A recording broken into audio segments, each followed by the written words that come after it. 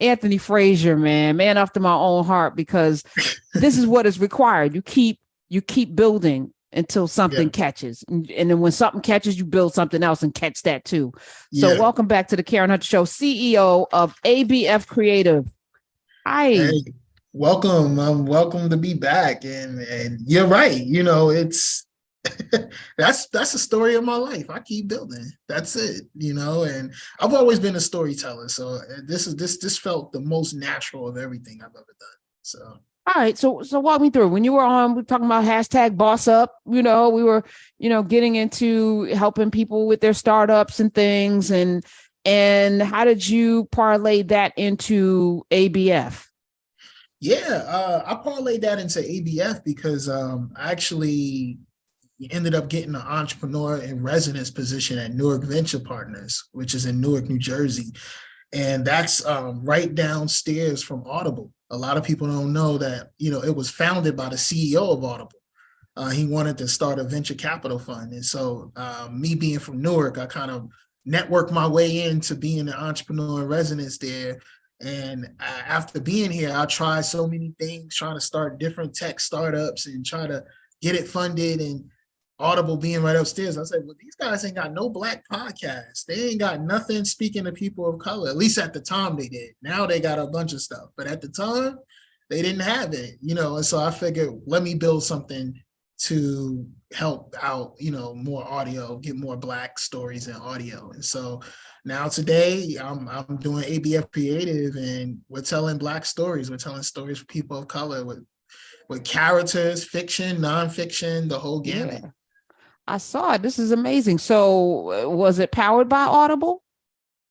No, so Audible is actually,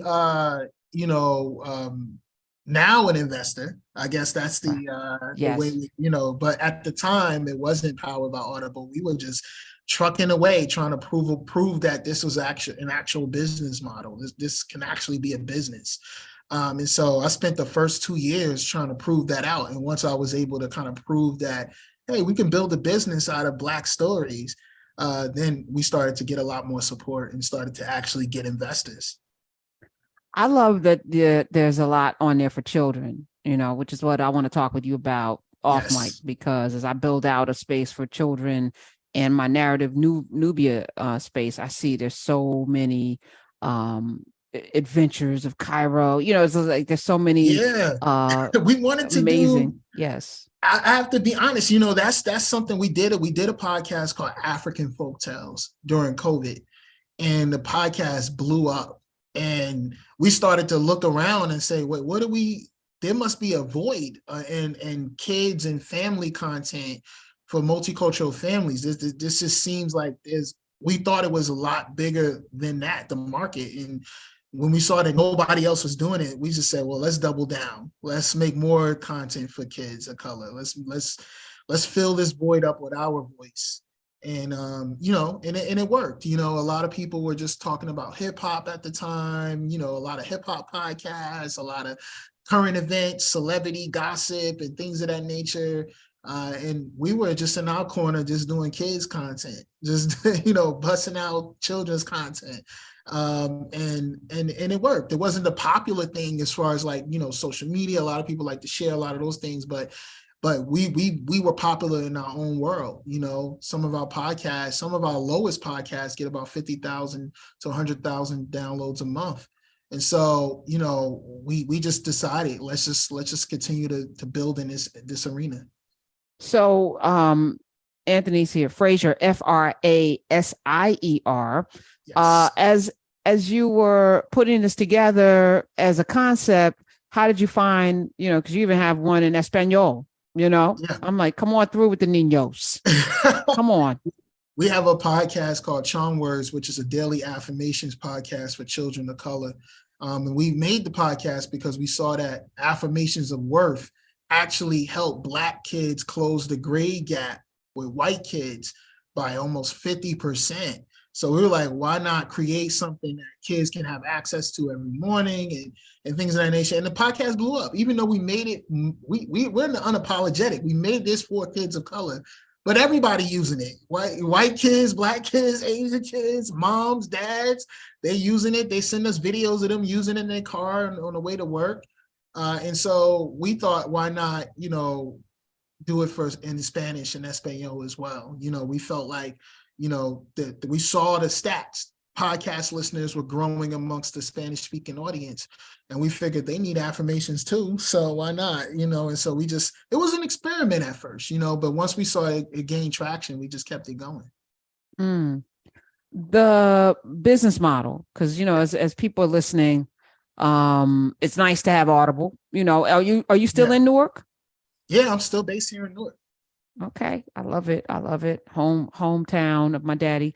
As you, to have that initial round of funding, being in residence with a conglomerate, one of the largest in the world, that helps, Anthony. It does. Okay. It does. I won't hide my privilege, but it's a privilege I built. It took me years, being in the tech industry, networking, making relationships. And so a lot of people may look at what I do and see as, oh, that's overnight, or he had like hookups and relationships, but those things took years. Like you just said, you saw me fail again, coming back. I didn't think of it. Let me don't know. I didn't see you fail. I saw you not quit. I never saw you fail because you kept coming back. You kept coming back. I'm like, okay, what? Because this is, we're conditioned in this country to believe there's only success and failure. Mm-hmm. I think what we need to be conditioned to do is to keep trying and learning, right? Learning and growing, because that's how you get to the next. You learn from the things that you didn't do right. So then you go, okay, let me not do that again. And you keep going. Yeah, I call them failed, but you're right. Like I was learning lessons, and learning how to bounce back for each of those different, adventures that I've been on. And so I love it. It was just something that I feel like I've earned, definitely, the relationships I built. And so I did have an advantage, and I don't want to tell people that I did. I definitely built that advantage though, for sure. So where are you now? What do you need now, and how? Because, ABF Creative is not like a household name like Audible. It's out there, but there are 11 million podcasts now. Right. A lot of noise. Definitely. How do you break through? For us, it's really just focusing. Once we found that we were going to make kids and family content, our goal is now to just continue to focus in that arena, continue to make more brands. Our podcasts, we see them as individual brands themselves. Like, how do we continue to nurture those brands, make African Folktales bigger, make Charm Words bigger? We're doing live events. We'll have products. Charm Words is an affirmations podcast, but we actually have affirmation cards that are going to be coming out that will be a companion to the podcast. So it's all about just really building brands around the things that we're creating. And bringing those things offline as well. So yes, you listen to us every day. Yes, you listen to us every week, but also you'll be able to kind of touch and feel us. Like, let's bring storytellers for African Folktales. We're actually planning to get Black storytellers from the Philadelphia and New York area and New Jersey area and do live storytelling, and really bringing people into that experience. We discovered storytelling groups and associations for Black storytellers, and they don't get the exposure that they deserve. So we're looking for ways that we can do good in society, but also make something really unique for kids and children.